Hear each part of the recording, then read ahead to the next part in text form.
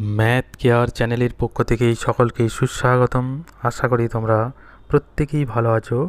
আজকে আরেকটি নতুন ভিডিও নিয়ে এসেছি। সম্পাদ্য অঙ্কন কোষে দেখি 14 চতুর্ভুজের সমান ক্ষেত্রফল বিশিষ্ট ত্রিভুজ অঙ্কন। এই সম্পাদ্য তোমাদের কাছে প্রত্যেকের কাছে মনে হয় খুব জটিল ব্যাপার, কিন্তু সেটিকে খুব সহজ সরলভাবে সুন্দরভাবে অঙ্কন করে দেখাবো। তাই ভিডিওটি প্রথম থেকে শেষ পর্যন্ত মনোযোগ সহকারে দেখে বোঝার চেষ্টা করবে। যদি কারো কোনো সমস্যা থাকে অবশ্যই কমেন্ট করে জানাবে এবং ভিডিওটি অবশ্যই একটি লাইক করবে এবং শেয়ার করে বন্ধুদের দেখার সুযোগ করে দেবে। তো চলো শুরু করা যাক আজকের ভিডিও। দেখো একের দাগের অঙ্কনটি কি আছে। প্রথম এবিসিডি একটি চতুর্ভুজ অঙ্কন করেছে, যার এবি সমান 5 সেমি, বিসি সমান 6 সেমি, সিডি সমান 4 সেমি, ডিএ সমান 3 সেমি। অর্থাৎ চারটি বাহুর দৈর্ঘ্য দেওয়া আছে, এবি, বিসি, সিডি এবং ডিএ। এবং এবিসি অর্থাৎ এবি এবং বিসি বাহুর অন্তর্ভুক্ত কোণ 60 ডিগ্রি দেওয়া আছে। আমি এই চতুর্ভুজের সমান ক্ষেত্রফল বিশিষ্ট একটি ত্রিভুজ অঙ্কন করি। তাহলে প্রথমে যে চতুর্ভুজের চারটি বাহু এবং একটি কোণ দেওয়া আছে, সেই মাপগুলি নিয়ে একটি চতুর্ভুজ সুন্দরভাবে অঙ্কন করতে হবে। তারপর সেই চতুর্ভুজের সমান ক্ষেত্রফল বিশিষ্ট ত্রিভুজ অঙ্কন করতে হবে।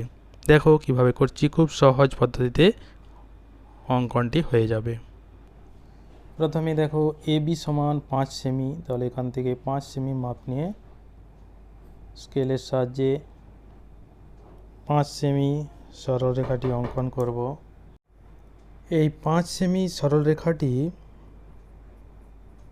এবি বাহুর দৈর্ঘ্য, এবিসিডি যে চতুর্ভুজ তার এবি বাহুর দৈর্ঘ্য, তাহলে এটির নাম দিয়ে দিলাম এবি 5 সেমি। তারপর বিসি সমান 6 সেমি। এবার 6 সেমি সমান করে আরেকটি সরলরেখা টেনে নেব, সেটি হচ্ছে নাম দিয়ে দেবো বিসি। তাহলে 6 সেমি সমান করে আরেকটি সরলরেখা নিয়ে নিলাম, এর নাম দিয়ে দিলাম বিসি এবং এর দৈর্ঘ্য 6 সেমি। তারপর সিডি সমান 4 সেমি, সিডি, তাহলে সিডি সমান 4 সেমি, 4 সেমি দৈর্ঘ্যের সরলরেখা নিলাম, এর নাম দিলাম সিডি, দৈর্ঘ্য 4 সেমি। তারপর ডিএ সমান 3 সেমি, ডিএ সমান 3 সেমি। এবার ডিএ 3 সেমি সমান করে আরেকটি সরলরেখা নিলাম, যার নাম ডিএ, এটি 3 সেমি। তাহলে এবিসিডি চতুর্ভুজের চারটি বাহুর মাপ নিয়ে নিয়েছি। এরপর একটি কোণ এবি এবং বিসি বাহুর অন্তর্ভুক্ত কোণ অর্থাৎ এবিসি কোণ, যার মান 60 ডিগ্রি দেওয়া আছে। তাহলে এখন 60 ডিগ্রি কোণের সমান করে একটি কোণ আঁকবো চাঁদার সাহায্যে। চাঁদার সাহায্যে 60 ডিগ্রি কোণ অঙ্কন করছি। চাঁদার এই বিন্দু এবং এই সরলরেখার বিন্দু এক জায়গায় বসাতে হবে এবং এই সরলরেখাটি চাঁদার এই সরলরেখার সাথে মিলিয়ে দিতে হবে। তারপর 60 ডিগ্রি কোণ আমরা জানি, এইভাবে 60 ডিগ্রি কোণ অঙ্কন করে নিতে হবে।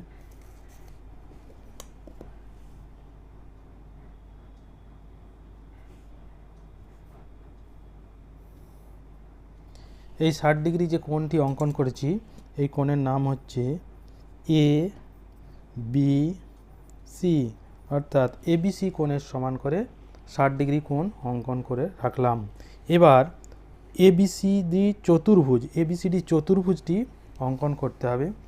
তারপর তার সমান ক্ষেত্রফল বিশিষ্ট ত্রিভুজ অঙ্কন করব। তাহলে প্রথমে চতুর্ভুজটি অঙ্কন করার জন্য এবার যে কোনো মাপের একটি সরলরেখা নেব। যে সরলরেখাটি ভূমি বিসির থেকে অবশ্যই বড় হবে। বিসির দৈর্ঘ্য এখানে 6 সেমি, তাহলে 6 সেমির থেকেও বড় মাপের একটি সরলরেখা আমাকে অঙ্কন করতে হবে। এখানে আমি 6 সেমির থেকেও বড় মাপের একটি সরলরেখা অঙ্কন করব।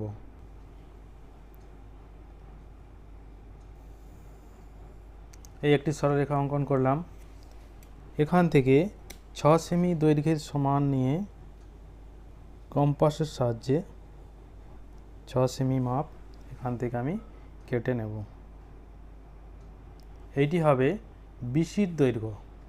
তাহলে এই যে 6 সেমি কেটে নেব, এটি হবে বিসির দৈর্ঘ্য। তাহলে এখানে হবে বি, এখানে সি। তাহলে বিসির দৈর্ঘ্য আমরা পেয়ে গেলাম।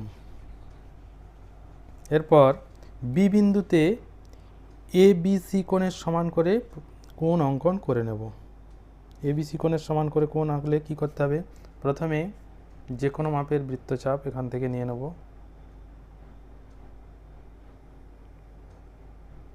এই বৃত্তচাপের সমান করে এখানে বি বিন্দুতে বসিয়ে বৃত্তচাপ অঙ্কন করব।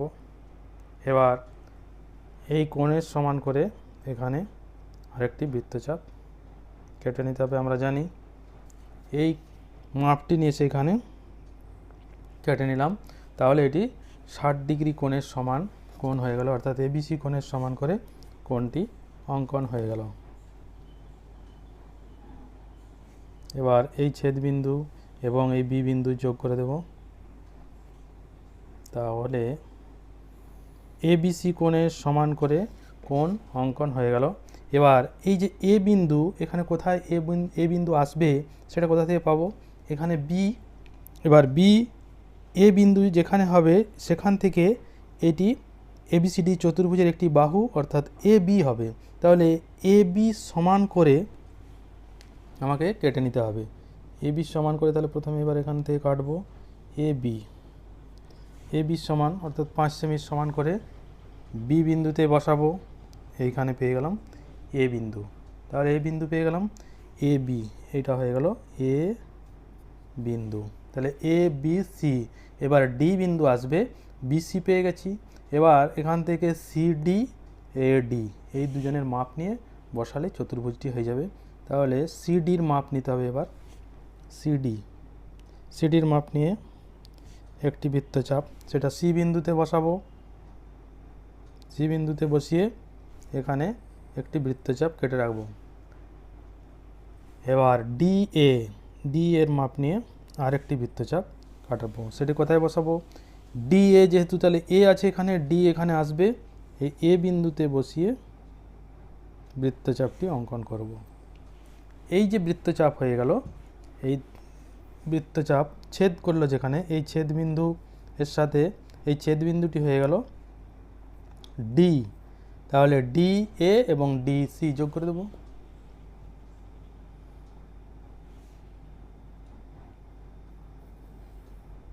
ডিসি যোগ করলাম, আবার ডি এ যোগ করলাম। তাহলে এ বি সি ডি চতুর্ভুজটি সুন্দরভাবে অঙ্কন হয়ে গেল। এরপর এই চতুর্ভুজের সমান ক্ষেত্রফল বিশিষ্ট ত্রিভুজ অঙ্কন করতে হবে। চতুর্ভুজের সমান ক্ষেত্রফল বিশিষ্ট ত্রিভুজ অঙ্কন করতে গেলে আমরা জানি চতুর্ভুজের যে কোনো একটি কর্ণ যোগ করতে হবে। আমি এ সি কর্ণ যোগ করতে পারি, আবার বিডি কর্ণও যোগ করতে পারি। এখানে আমি এসি কর্ণ যোগ করে দেখাবো, কারণটাও বলবো কেন এটা করব। বিডি যোগ করলে কি সমস্যা সেটা আমি বলবো। কারণ এইবার এই যে এসি কর্ণ যোগ করেছি, এই এসি কর্ণের সমান্তরাল সরলরেখা এই ডি বিন্দু দিয়ে অঙ্কন করতে হবে। তাহলে সমান্তরাল সরলরেখা এইদিকে কোথাও আসবে। এবার যদি আমি বিডি কর্ণ যোগ করতাম, তাহলে বিডি কর্ণের সমান্তরাল সরলরেখা আমাকে এই দিকে অঙ্কন করতে হবে। এইখানে অঙ্কন চিহ্নের ক্ষেত্রে সমস্যা আসবে, তাই এসি কর্ণটি যোগ করেছি। বিডি কর্ণ যোগ করলেও কিন্তু করা যাবে।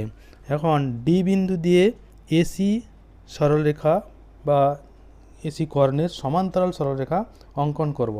তাহলে প্রথমেই ডি বিন্দুতে বসিয়ে বৃত্তচাপ আঁকব। আমরা জানি যে ডি বিন্দুতে যদি বসিয়ে বৃত্তচাপ আঁকি, মাপটা নিতে হবে তার বিপরীতে যে দুটি বিন্দু আছে, অর্থাৎ এ এবং সি। এই এসির মাপ নিয়ে ডি বিন্দুতে বসাবো এবং বৃত্তচাপ এইভাবে একটি অঙ্কন করব। এরপর সি বিন্দুতে বসিয়ে আরও একটি বৃত্তচাপ অঙ্কন করব। সি বিন্দুতে যখন বসাবো, তাহলে সি এর বিপরীতে যে দুটি বিন্দু আছে, অর্থাৎ এ এবং ডি, তাদের মাপটি নিতে হবে। খুব সুন্দরভাবে দেখে নাও, সহজ পদ্ধতি কিন্তু। তাহলে এইখানে বসাচ্ছি। এখানে এই মাপটা নিয়ে এবার সি বিন্দুতে বসিয়ে আরেকটি বৃত্তচাপ অঙ্কন করলাম। এই বৃত্তচাপ দুটি যেখানে ছেদ করবে এই ছেদ বিন্দুর সাথে এই বিন্দু যোগ করে দিতে হবে, তাহলেই আমরা পেয়ে যাব সমান্তরাল সরলরেখাটি। অর্থাৎ এই যে এসি কর্ণ ছিল, এই এসি কর্ণের সমান্তরাল হয়ে গেল ডি। যদি এটার নাম দিয়ে দিই আমি ই দিতে পারি, তাহলে ডি সমান্তরাল সরলরেখা এসি এর। এবার বিসি বাহুটিকে আমি বর্ধিত করব। বিসি বাহুটিকে বর্ধিত করে দিই।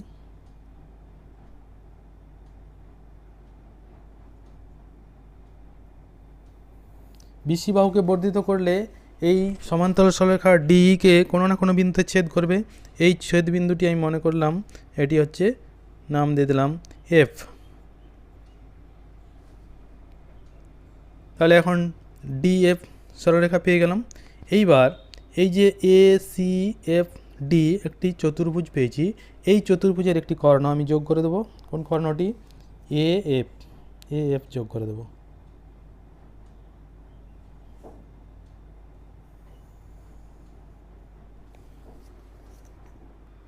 তাহলে এ বি সি ডি চতুর্ভুজের সমান ক্ষেত্রফল বিশিষ্ট ত্রিভুজ এখন আমরা পেয়ে গেছি, সেটি হচ্ছে এ বি এফ। অতএব লিখে দেবো, অতএব এ বি সি ডি চতুর্ভুজের সমান ক্ষেত্রফল বিশিষ্ট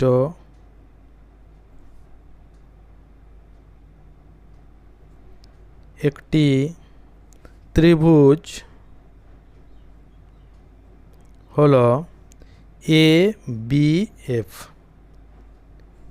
এই অঙ্কন পদ্ধতিটি এইভাবে সুন্দর করে এঁকে দেখাতে হবে। পরীক্ষার সময় শুধুমাত্র অঙ্কন চিহ্ন দিতে বলা হয়, অর্থাৎ প্রমাণের দরকার হয় না, কিন্তু এই যে অঙ্কন করেছি অঙ্কন চিহ্নগুলি যেন পরিষ্কার পরিচ্ছন্নভাবে বোঝা যায়। ঠিক আছে, তারপর 2 সম্পাদ্যটি দেখো কি আছে। সাহানা একটি চতুর্ভুজ এবিসিডি অঙ্কন করেছে, যার এবি সমান 4 সেমি, বিসি সমান 5 সেমি, সিডি সমান 4.8 সেমি, ডিএ সমান 4.2 সেমি। অর্থাৎ এই চারটি বাহু এবং কর্ণ এসি সমান 6 সেমি। একটি কর্ণের দৈর্ঘ্য এসি সমান 6 সেমি দেওয়া আছে। চতুর্ভুজটির সমান ক্ষেত্রফল বিশিষ্ট একটি ত্রিভুজ অঙ্কন করি। তাহলে প্রথমে চতুর্ভুজটি অঙ্কন করতে হবে, তারপর এই চতুর্ভুজের সমান ক্ষেত্রফল বিশিষ্ট ত্রিভুজ অঙ্কন করতে হবে। প্রথমে তাহলে 4টি বাহুর দৈর্ঘ্য এবং একটি কর্ণের দৈর্ঘ্য এঁকে নিই। 4টি বাহু এবি সমান 4 সেমি, তাহলে 4 সেমি এঁকে নিলাম। এবি এটি 4 সেমি, এর নাম আছে এ বি। তারপর বিসি সমান 5 সেমি, তাহলে বিসি 5 সেমি এঁকে নিলাম। এটি 5 সেমি, এটি 5 সেমি দৈর্ঘ্য, এর নাম বিসি, আরেকটি বাহু। তারপর এটি হচ্ছে 5 সেমি। সিডি সমান 4.8 সেমি। এরপর সিডির দৈর্ঘ্য আঁকবো 4.8 সেমি, 5-এর থেকে কম, এই যেখানে 4.8 সেমি হবে, এখান থেকে 4.8 সেমি এঁকে নিলাম। এটা হচ্ছে সিডি। তারপর ডিএ হচ্ছে 4.2 সেমি, ডিএ 4.2 সেমি, এটি 4.8 সেমি সিডি। তারপর ডিএ 4.2 এইখানে হবে, তাহলে এখান থেকে 4.2 সেমি এঁকে নিলাম। এটা হচ্ছে ডিএ, তাহলে ডি এর দৈর্ঘ্য পেয়ে গেলাম 4.2 সেমি। এবার একটি কর্ণ এসি সমান 6 সেমি। কর্ণটি যেহেতু এবিসিডি এগুলি 4টি বাহু, এখানে কর্ণটি আমি একটু আলাদা করে আঁকছি, সেটা হচ্ছে 6 সেমি। কর্ণটা বোঝানোর জন্য একটু দূরে আঁকছি, এটা হচ্ছে 6 সেমি মাপের কর্ণ এসি কর্ণ, এটা হচ্ছে এসি কর্ণ 6 সেমি। ঠিক আছে, তাহলে চতুর্ভুজটি 4টি বাহু এবং একটি কর্ণের দৈর্ঘ্য প্রথমে আমি এঁকে নিলাম। এরপর চতুর্ভুজটি অঙ্কন করতে হবে। চতুর্ভুজটি অঙ্কন করতে গেলে প্রথমে কি করব, প্রথমে কর্ণটি আঁকতে হবে, কারণ 4টি বাহু এবং কর্ণ দেওয়া থাকলে প্রথমে কর্ণটি এঁকে নিতে হবে। তাহলে কর্ণের দৈর্ঘ্য থেকেও বেশি একটি সরলরেখা আমি টেনে নিলাম। ঠিক আছে, এরপর কর্ণের দৈর্ঘ্যের সমান করে মাপ নিয়ে আমি কেটে নিলাম। তাহলে এসি 6 সেমি কর্ণের দৈর্ঘ্য ছিল, এসির মাপ নিয়ে আমি এখানে কেটে নিলাম। এটি হচ্ছে এসি, এটি এখানে লিখে দিলাম এ সি। এইবার বর্গক্ষেত্রের যে 4টি চতুর্ভুজের যে 4টি বাহু দেওয়া আছে, সেই 4টি বাহুর মাপ নিয়ে পরপর আমি এখানে অঙ্কন চিহ্ন দেব, তারপর চতুর্ভুজটি অঙ্কন করব। প্রথমে এ বি, এ আছে এইখানে, তাহলে এ বি, এইখানে বি আসতে পারে কিংবা এইখানেও বি আসতে পারে। আমি যদি এখানে বি দিই তাহলে এ বি, এবার বি সি, সি ডি এখানে হবে। তাহলে এ বি আমি এখানে দিলাম, এ বির মাপ নিয়ে নিলাম। এ বির মাপ নিয়ে এখানে এ বিন্দুতে বসিয়ে বৃত্তচাপ অঙ্কন করতে হবে। এখানে বৃত্তচাপ আঁকলাম। এবার বিসি, বিসি, বিসির মাপ নিলাম। তাহলে এখানে বি তো নেই, তাহলে সি আছে, সি বিন্দুতে বসাবো, যেখানে ছেদ করবে সেটি হবে বি। তাহলে এখানে সি বিন্দুতে বসিয়ে বৃত্তচাপ আঁকলাম। এই বৃত্তচাপ যেখানে ছেদ করলো এইটি হচ্ছে বি, এই বৃত্তচাপের ছেদ বিন্দুটি যোগ করে দেব। এ থেকে যোগ করলে এটি হবে এ বি, সি থেকে যোগ করলে হবে সি বি বা বিসি।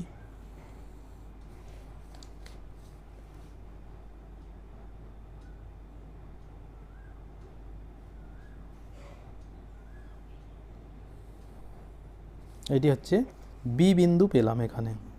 তাহলে এ বি সি হয়েছে। এবার ডি, ডি হলে এ ডি বা ডি এর মাপ নিতে হবে। এ ডি বা ডি এর মাপ নিলাম, ডি এর মাপ নিয়ে আরেকটি বৃত্তচাপ এইখানে আঁকবো, কারণ এখানে যদি এ হয় উপরের দিকে ডি অবশ্যই আসবে, তাহলে এখানে ডি হবে। আরেকটি আছে সিডি, সিডির মাপটি নিয়ে নিলাম। সিডির মাপ নিয়ে আরেকটি বৃত্তচাপ, সেটি সি বিন্দুতে বসিয়ে বৃত্তচাপটি অঙ্কন করতে হবে এইখানে। এবার এই দুটি যোগ করে দিলাম, সি বিন্দুর সাথে যোগ করলে সিডি,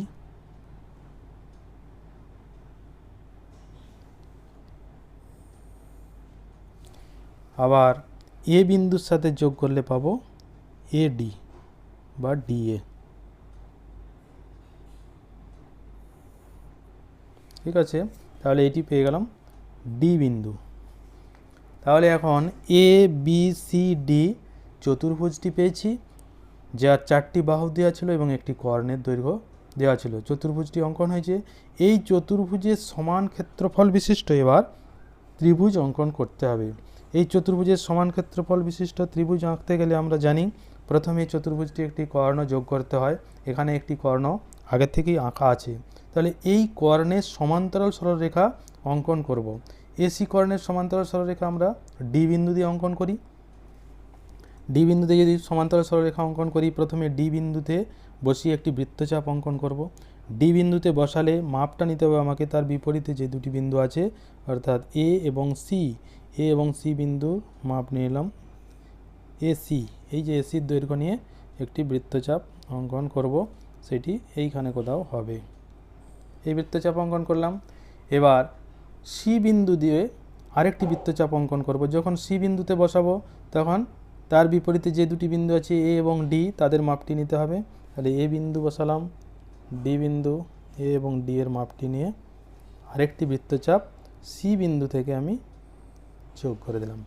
এই বৃত্তচাপ দুটি যেখানে ছেদ করেছে সেই ছেদ বিন্দুর সাথে ডি বিন্দু যোগ করে দেব।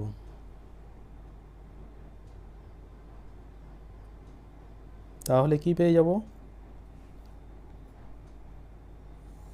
এই যে যোগ করে দিলাম, এটি হচ্ছে এসি কর্ণের সমান্তরাল সরলরেখা পেয়ে গেলাম।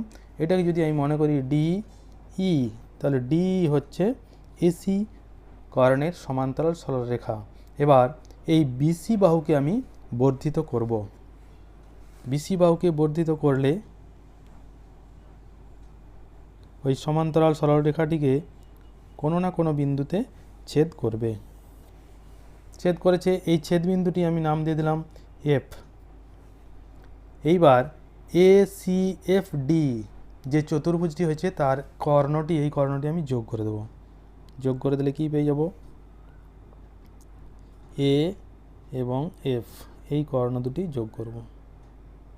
এই বিন্দু দুটি যোগ করলে কর্ণটি পেয়ে যাব,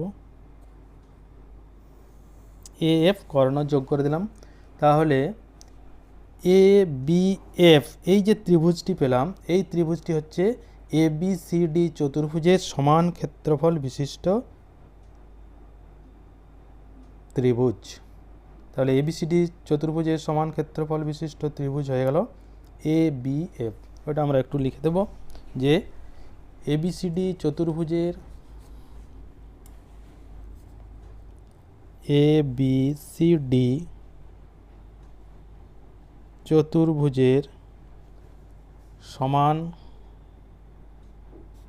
ক্ষেত্রফল বিশিষ্ট ত্রিভুজ হল ত্রিভুজ এ বি এফ, যেটি অঙ্কন করতে বলা হয়েছিল। অঙ্কন চিহ্নগুলি পরিষ্কার পরিচ্ছন্নভাবে দিতে হবে, তাহলে অঙ্কনটি সুন্দরভাবে হয়ে যাবে। তাহলে আজকে এ পর্যন্তই। ভিডিওটি প্রথম থেকে শেষ পর্যন্ত মনোযোগ সহকারে দেখার জন্য প্রত্যেককেই অসংখ্য ধন্যবাদ। সবাই ভালো থাকবে।